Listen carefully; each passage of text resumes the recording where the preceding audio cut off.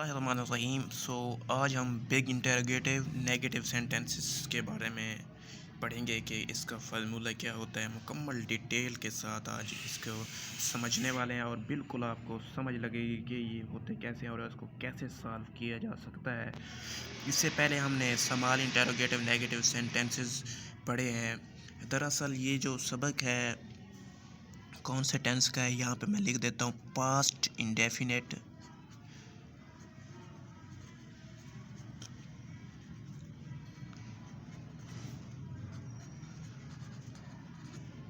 Tense. Past indefinite tense पढ़ रहे हैं। ज़माना माजी मुतलक। ज़माना माजी मुतलक के पास्ट मतलब के बिग इंटरोगेटिव नेगेटिव सेंटेंसेस आज हम पढ़ेंगे। इसका फार्मूला सिंपल सा है।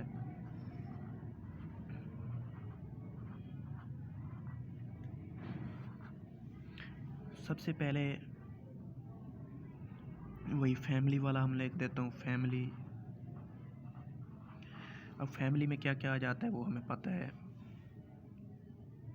उसके बाद सब्जेक्ट आता है, फिर यहाँ पे हेल्पिंग वर्ब आएगा। हेल्पिंग वर्ब नॉट का इजाफा होगा, फिर सब्जेक्ट आएगा, फिर वर्ब, फिर ऑब्जेक्ट। तो ये दरअसल अब मैं इसको उर्दू में लिखूँ तो सबसे पहले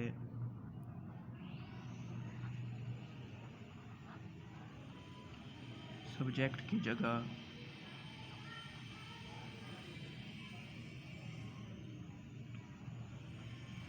बड़े सवालिया यानी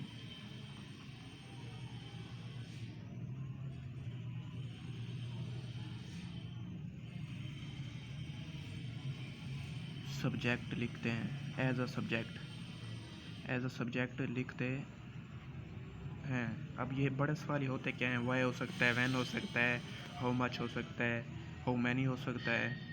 अब दूसरे नंबर पे क्या आ जाता है? Helping verb. हेल्पिंग वर्ब इसके बाद हेल्पिंग वर्ब आता है। अब यहाँ पे हेल्पिंग वर्ब जो है ना डेड इस्तेमाल होता है, ये तो आपको पता है। तीसरे नंबर पे नॉट का इजाफा करते हैं।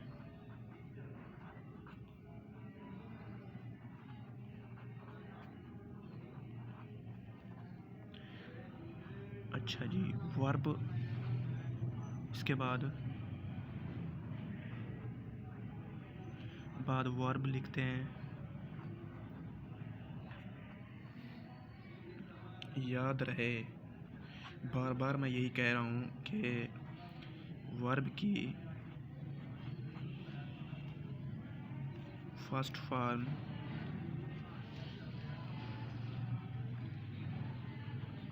इस्तेमाल करते हैं क्योंकि डेड के साथ हमेशा फर्स्ट फॉर्म इस्तेमाल होती है। अब यहाँ पे आपको समझ लग गया होगा कि क्या चीज़ है। अब इसके बाद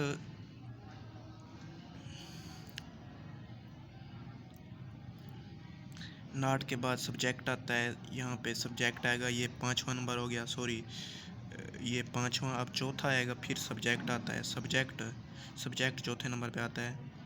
सब्जेक्ट आएगा यानी सब्जेक्ट लिखेंगे। उसके बाद वर्ब आती है, वर्ब की। अब इसके बाद क्या आएगा? छठे नंबर पे ऑब्जेक्ट लिखते हैं आखिर में, अगर है तो। अगर नहीं है तो फिर तो काम बन गया। अब ये समझ लग गई होगी किस तरह से। अब मैं मिसाल के ज़रिए आपको समझाता हूँ।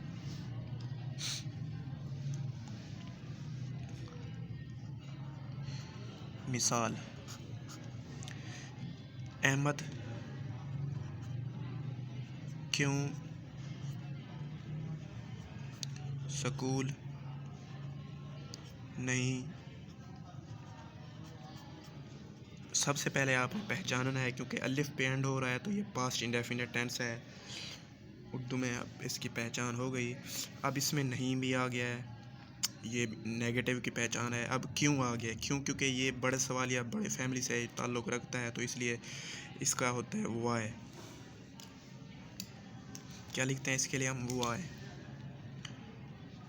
सबसे पहले मैंने बताया है फार्मूले के मुताबिक फैमिली टाइप ये वाई उसमें शामिल होता है। अब उसके बाद आता है हेल्पिंग वर्ब। हेल्पिंग वर्ब क्या आता है? डिड। Why did. अच्छा, अब उसके बाद सब्जेक्ट आएगा। सब्जेक्ट आएगा, यहाँ पे चेंजिंग हो गई है तो सब्जेक्ट पहले आता है। देखो गलतियाँ होती हैं इंसान से, तो आपको सीखना है। I did Ahmad